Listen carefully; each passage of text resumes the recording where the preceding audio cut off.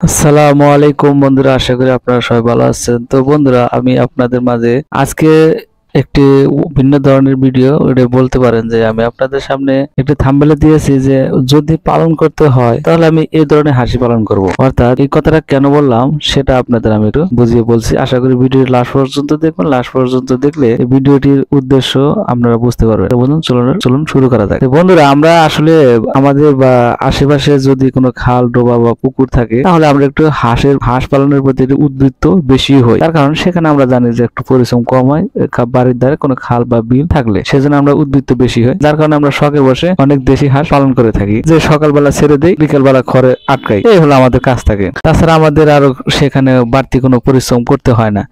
আর দেখা যাচ্ছে যে যখন 6-7 মাস বয়স হয়ে যায় তখন যেমন 10টা-12টা হাঁস থাকলে সেখান থেকে 5-6টা করে ডিম আমরা প্রতিদিন পাই। প্রতিদিন বলতে আমরা এখানে 3-4 মাস ডিম পাই, তারপরে কিন্তু আর ডিম ঠিক মতো পাই না। অর্থাৎ এটা হচ্ছে আমাদের দেশি হাঁসের ক্ষেত্রে। কিন্তু একটা জিনিস আপনারা খেয়াল করবেন যে দেশি হাঁসের ক্ষেত্রে দেখা যাচ্ছে যে ওই খরচা কিন্তু আমার একই হচ্ছে। অর্থাৎ প্রতিদিন যে আমাদের কস্টিংটা যাচ্ছে, ওই প্রতিদিন আমরা ডিম কম পাই কিন্তু হাঁস কিন্তু খাবার কিন্তু কম খায় না। অর্থাৎ প্রতিদিন আমাকে সকালে ছেড়ে দিতে হবে, সেই সময় একই। প্রতিদিন আমাকে খুলে দিতে হবে দরজা, সেই একই সময়। আর সে যত্ন সবকিছু আমার পারফেক্ট সব একই, কিন্তু মূলত মাঝখান থেকে আমরা পাচ্ছি কি যে ডিমের পরিমাণ আমি কম পাচ্ছি, খাবার কিন্তু ওই দেশি হাঁসগুলো একই খাচ্ছে। তো সেক্ষেত্রে আসলে আমি যে বিষয়টা আপনাদের সাথে আমি ক্লিয়ার হতে যাচ্ছি সেটা হচ্ছে যে আমরা যদি হাঁস যদি পালনই যদি করি তাহলে আমরা একটু উন্নত জাতের হাঁসের দিকে যাই। যেখানে উন্নত জাতের হাঁসের দিকে গেলে হয় কি যে আপনার প্রথমে একটু কষ্ট করতে হবে।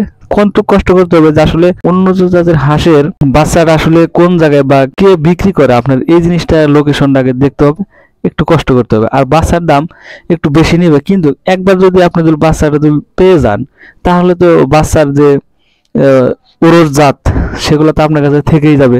পরবর্তী নেক্সট টাইম আপনি মুরগির নিচে দিয়ে সেগুলো মুরগির তা দিয়ে আপনার বাচ্চা ফুটিয়ে সেগুলো জাত আপনারা রেখে দিতে পারবেন। কিন্তু একবার যদি আপনার কাছে যে জাতগুলো আসলো তাহলে নেক্সট 2-3 বছর বা 5 বছর পর্যন্ত আমি মনে করি যে আপনার কাছে সেই যাত্রা থেকে যাবে। আর সেই যাত্রা যদি আপনার কাছে থেকে যায় তাহলে আপনি মনে করেন আজীবনের জন্য ওই হাঁস থেকে সেই প্রোডাকশন আপনি পেয়ে যাবেন।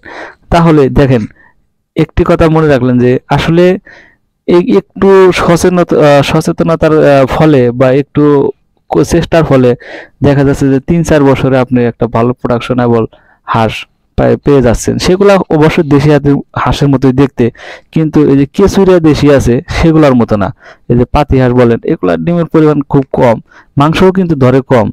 আর যদি আমি আপনাদের একটু সাজেস্ট করব যে আপনারা যদি এই যে ব্ল্যাক হোল ডাক আছে, যে ব্ল্যাক হোল ডাকের একটা আমি আগে প্রতিবেদন দিয়েছিলাম, আমার এই চ্যানেলে আছে, চাইলে আপনারা ওটা দেখে নিতে পারেন। তো ব্ল্যাক হোল ডাকটা আমার কাছে খুব পারফেক্টেবল, যে একবারে কুচকুচে কালো, দেখতেও যেরকম একবারে, আর মাংসও ধরে ওরকম, আর ডিমের প্রোডাকশন তো একবারে হাই লেভেলের। আর আসলে ওই সব ব্ল্যাক হোল ডাক বাংলাদেশের আবহাওয়ার সাথে খুব একটা ম্যাচিং, যেখানে বাংলাদেশের সব জেলাতেই প্রায় হয়ে থাকে।